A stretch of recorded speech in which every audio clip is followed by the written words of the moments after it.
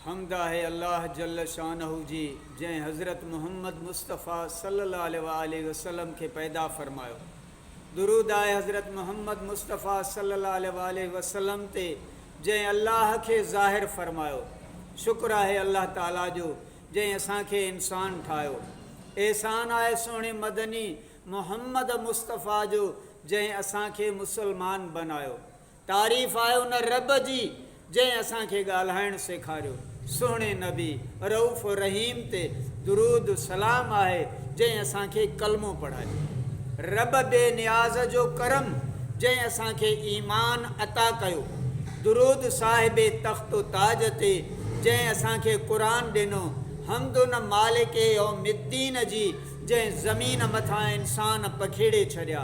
दुरूद उन शाह अर्श ते जैं पखेड़ियल इंसान खे जमा फरमायो। हमद उन रब जी जैं रंग बरंग इंसान बनायो। दुरूद हबीब करीम ते जैं रंग बरंग इंसान खे हिकु रंग बनायो। हमद उन रब जी जैं असांखे अकुल होश ॾिनो।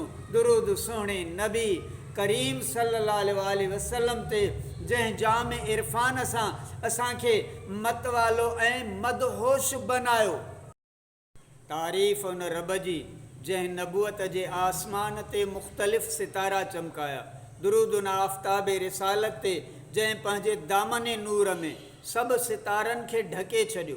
तारीफ़ उन जब्बार कहार जी जैं दोज़ख भड़कायो। दुरूद शफ़ी रोज़े शुमार ते जैं भड़कियल खे विसायो।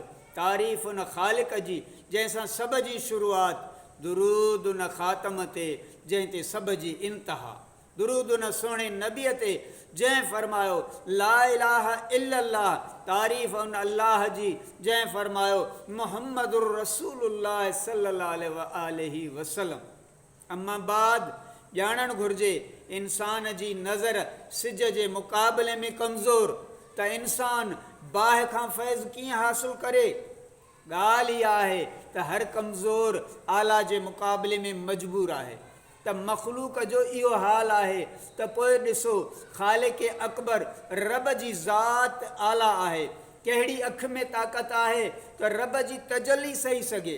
कंहिंजो होश अकुल जो रब सां मुख़ातिब थी सघे। कहिड़ी मख़लूक में ताक़त आहे जो उन मालिक जे साम्हूं बीह सघे। ही ज़ुल्मत, हू नूर, हू क़ादिर, ही मजबूर, हू कहार, ही मक़हूर। इन मजबूरिन में मख़लूक जो ख़ालिक सां ताल्लुक़ कीअं क़ाइमु रहे। अफ़ादा ऐं इस्तफ़ादा जी कहिड़ी सूरत हुजे। मख़लूक जी बेवसी अहिड़े बरज़ख़े कुबरा जी तलाश में हुई जो रब ऐं मरबूब, आबिद ऐं माबूद, ख़ालिक ऐं मख़लूक जे विच में फैज़ ॾियण ऐं वठण जो सिलसिलो क़ाइमु रखे। मख़लूक जी कमज़ोर निगाह अहिड़े गहरे रंग जे शीशे जी जुस्तजू में हुई जेको नूर लम यज़िल जे जलाली शुआउनि खे शान जमाली में पहुचाए। मख़लूक इन इंतज़ार में हुई त कमज़ोरी ऐं अदना खे उन आला ऐं कवीअ ताईं रसाई थिए। काइनात कंहिं अहिड़े मर्कज़ जी तलाश में हुई जंहिं तरफ़ रुजू थियनि।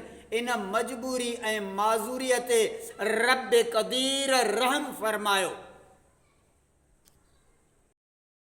मख़लूक खे ख़ालिक सां मिलाइण, किरियलनि खे खणणु, बिगड़ियल ऐं भुलियलनि खे राह वठराइण लाइ उन अज़ीम हस्तीअ खे पैदा फरमायो जंहिंखे मकी मदनी चवनि था।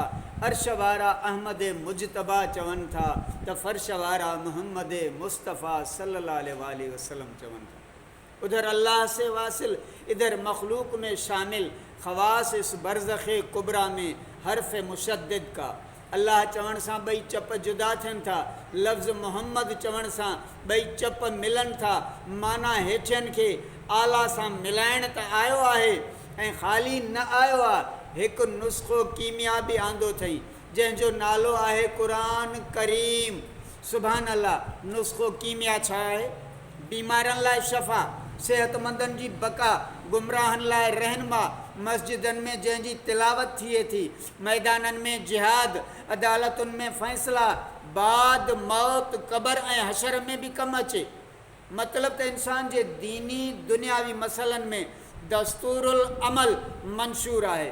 दिलि में जज़्बो आहे त इनखे सम्झी, हर मोमिन जी दिलि में तड़प आहे त इनखे सम्झी ऐं क़ुर जे हर फ़रमान ते अमल करे।